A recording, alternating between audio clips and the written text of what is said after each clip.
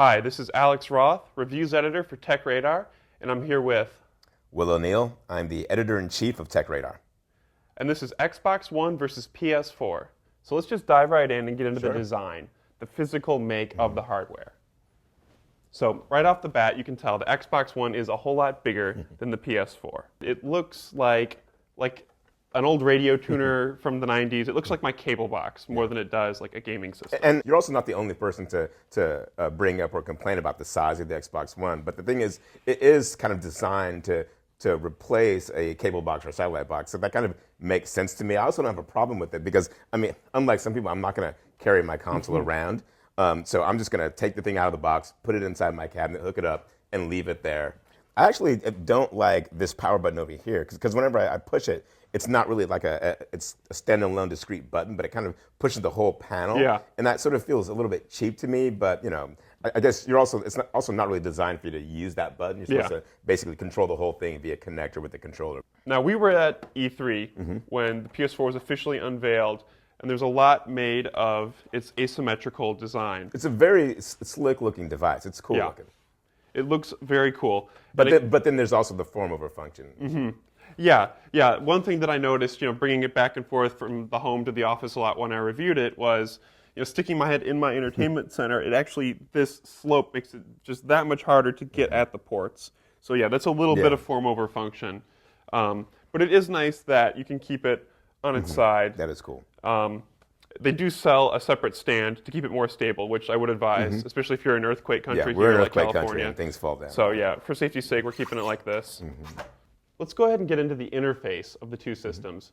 Now the Xbox One has, I mean, it's almost Windows 8. It's those live tiles. It's very, it's very Windows-like. If you already use Windows 8 or a Windows Phone, it's going to be super recognizable for you. Yeah, and I'm pretty much the opposite. I'm iOS or Android. I use a Mac laptop, and I've never liked Windows 8 on a laptop, on a small screen. But on your television, It does work. I feel like makes it works well. perfect sense to have something be so big. Yeah, and also the fact that you can pin individual apps to the home screen is really convenient as well. Because one thing that I do, and I have a house with 4 people in it, and so and everyone wants to use different things, and so now people can log on themselves and have their particular pins up there, and I can have mine. So like my wife doesn't really need to see the ESPN app. Yeah.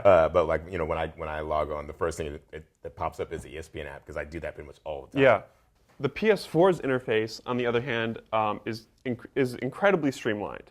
You've really got just like that one feed, which is just constantly reordering in the order of the last thing you accessed, whatever the last game was, and. But that also goes into the where these two systems diverge, where the PS4 really is about gaming, and Sony did make that point that this is a gaming machine, whereas the Xbox One is basically Microsoft's attempt to totally take over everything that you do in your living room. So the fact remains that so when you fire up your PS4, it's a gaming system. Yeah. And the other stuff seems to be secondary. Whereas with the Xbox One, I feel like there's no real first tier or second tier. They're just like here's all the digital content that you like, whether it's a game or The Walking Dead or whatever. Yeah. So next, let's talk about the controllers, the things that you're going to have the most physical interaction with of all. I've always been a fan of the Xbox controller, mainly for its overall shape. I like that it's a little bit more curved. I like the asymmetrical stick layout. It just feels very natural and comfortable. You're also a giant. Yeah. I have bigger hands than the average guy, but both controllers, neither of them feel small. Yeah. In my review, I said that I liked the Xbox One controller's design overall better, and I stand by that. For the curvature and the asymmetrical layout. But I mean, I think if you hold this controller, which is the higher quality build. I mean, Yeah. It makes a lot of noise when you we've got some rattle on this thing. It feels a little bit more hollow. It performs great. I haven't had any problems with connectivity or precision or anything like that.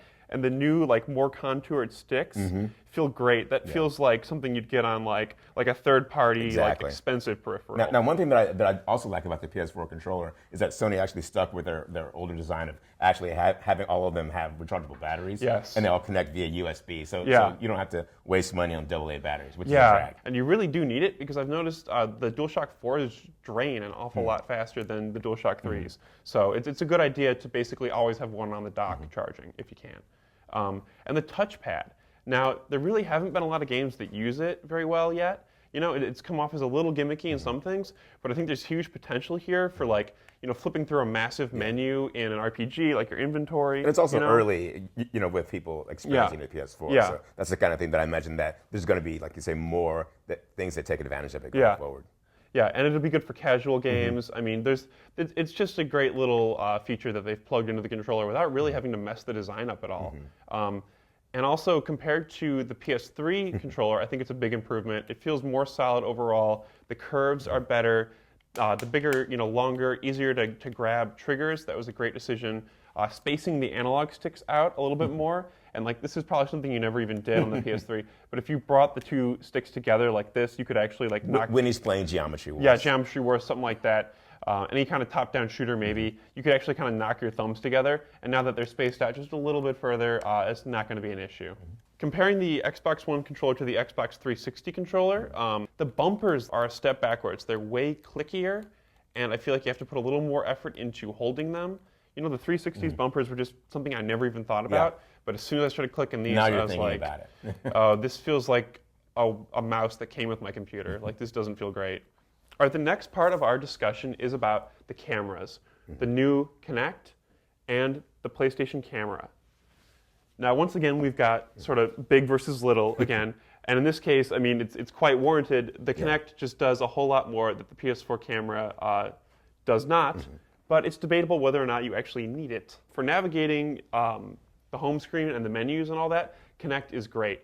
It's a nice option to have the voice feature if you want to use that. Yeah. You know, so you know it's super easy anyway to just to use your controller to navigate around. Well, for me it's easy because I'm a Windows guy, so like I'm so used to navigating around in that environment. It's easy, but then actually using the Kinect is actually pretty cool. It's fun. Yeah, it is fun, except when it doesn't work. Because I'd say the Kinect are about the voice commands are about 75% reliable. And oddly, the most unreliable command I found is Xbox on. Like, sometimes it's just the second I say it, it's on. Sometimes I'm saying it 3 times, and people are looking at me like really weird. Like, it gets embarrassing when it doesn't work. People are like, what are you trying to show me? And the other feature that I almost never use with Kinect is the gesture commands. Yeah, I don't do that. You know, you can lift a hand up and you can swipe, you know, to go from, you know, pins to home to store and things like that. And you can actually control fast forwarding and things like that. But it's pretty buggy. It's really you don't jittery. really want to do that. You look like you have the shakes, like the icon up on the screen. And the facial recognition is really good. It is good, but now this morning I was talking to a friend of mine who actually works for Game Informer magazine, and he was telling me that their Kinect accidentally thought that the stuffed giraffe that they have in their office was one of their editors. And Really? they kept doing it over and over again. So I mean, there's that. So let's move over to Sure. the PlayStation camera, who is this little guy. And now this you can actually mount on the top of your TV, at least without you know feeling like it's horribly precarious. You know, it's got this little bending thing here, and this is also an aftermarket device. So so it's, you don't have to buy it. Yeah. The Kinect is the reason that your system is $100 $100 more more than the PlayStation 4. But I mean, this does a lot. You know, I do feel like you're getting an extra $100 worth of functionality between that and you know the HDMI in for live cable. This is very much an extra, but it does do a lot of the same stuff. It has facial recognition. You can log in using it, but it's not nearly as smooth. You know, it presents this screen where it wants you to hold up one of the controllers to kind of identify, okay, this is Alex, this is player 1. And it's just, you just sit down in front of the Kinect and it's bing, you're in.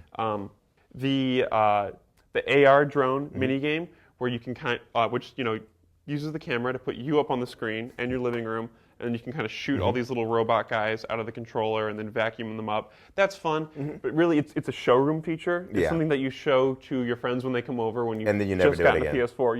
Yeah, and no one has any interest after the first time they've seen it. It's not really a game, but it is cute. Hold off until there's actually a couple games that you want to play with it. Like as far as system integration, you know, it has the voice recognition, it has facial recognition. You can tell it, go home, record, things like that. But it's just not really worth it at this point. So let's talk nitty-gritty performance. The Xbox One and the PS4, now they both come out of standby brilliantly fast. The Xbox One actually comes out of standby just a few seconds faster than the PS4 does. But when it comes to loading up a game, it's really pretty Yeah. comparable performance. Yeah. And also, if you actually turn your Xbox One completely off, I guess the only way to do that is if you unplug Yeah, it. to unplug then it. Then it takes a while to boot up. Yeah, a console off command on this system actually just puts it into standby. I mean, that's how the Kinect can always be hearing you. It's always listening to you. Always be reporting your data Always to the NSA, watching. whatever it needs to do. So if you unplug this thing and then do a true cold boot, you're talking about 1 minute and 10 seconds, Yeah. which is slower than a cold boot for this guy. Now, as far as the insides go, both machines are running AMD technology. They're both That's interesting. AMD. Of course, the PS4 has DDR5, and the Xbox One does not, but the Xbox One has a little bit of ES RAM, which really helps speed things up. But graphically, the graphical performance, now this has been really dragged out there in the media a lot, because there are some games on the Xbox One that are running at 720 or 900 and not a full 1080 like on the PS4. Now, I have to say, it does take a bit of a fine-tooth comb and a magnifying glass to really find the difference. But if you look at high-resolution comparisons, there are differences. The PS4 does have some slight superiority. It's really the third-party titles, though. Sports games like FIFA, Battlefield, Call of Duty, not first-party in-house things. And most people aren't going to be able to really tell the difference. And also, No. I mean, it also depends on, in some respect, on the quality of your television as well. So there's a lot of different things to consider when it comes to judging each system that way. So now let's talk about the online networks, Xbox Live Gold and PS Plus, the PSN, what have you. Now, last generation, I think it was pretty cut and dry that Xbox Live was the superior service. I mean, you get what you pay for. It was always really annoying that you couldn't watch Netflix Unless you were for it. paid up on Gold, which is still the situation on this guy, which is bothersome, especially now that it's really pretty neck and neck between PSN and Xbox Live. And it's also an issue with Xbox Live with the 360 is that it came down to sort of install base and user base. Yeah. It's if all of your friends were Xbox guys, you'd be willing to pay that money just because you wanted to be a part of that community. Yeah. And I think that one thing that's going to happen now, a challenge with Xbox One and Xbox Live, is that if a lot of people jump on the PS4 bandwagon, then the allure and your willingness to pay $60 a year to be able to play games with your friends, they kind of lose that. Yeah. PS Plus, which is their equivalent to Gold, you get some great content with it along with your purchase. Like right now, Resogun, which is a really fun like twin stick shooter, and Contrast are the two available games.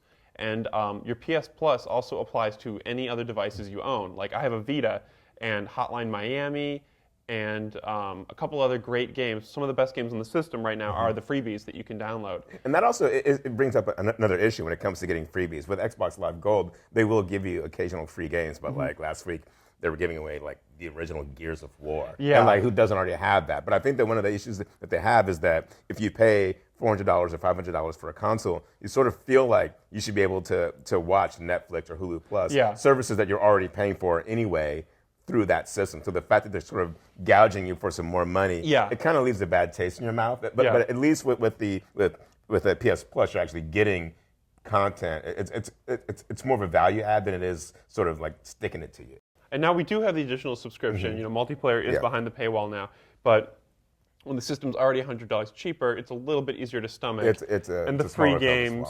And you know what? If it lapses and you want to watch some Netflix, you don't have to pull out your credit card. Like which is one of the most frustrating things about the Xbox One is there's a lot behind the paywall that I'm already paying for. I'm already paying for Netflix. I think Xbox Live has lost its edge. It's not a bad service by any means, but it's no longer it's no longer a head above PSN. Overall, the system I'm going to use when I go home tonight is the PlayStation 4. I'm playing mostly third-party games right now, FIFA, NBA 2K, Call of Duty, Battlefield, and those are the games that look just a wee bit sharper on the PlayStation 4. I like knowing that if I let my PSN lapse, I can still play Netflix, and I can't wait to see what Naughty Dog, the creator of Uncharted and Last of Us, what their next game, what their PS4 games will be like. Now, as far as I'm concerned, I'm going to go with the Xbox One. Alex is much more of a hardcore gamer than I am. The kind of titles I'm going to play are the big blockbuster titles.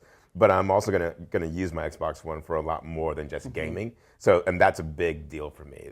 The device that I'm going to go to most is going to be the one that can do gaming as well as the other media content that's important to me. And you know, and I really like the interface. I like looking at it. I like being able to pin things to home. And yeah, so I'm definitely gonna go with the Xbox One.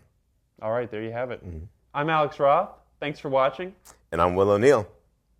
Make sure to like and subscribe. Find us on Facebook, and voice your opinions in the next gen battle in the comments below.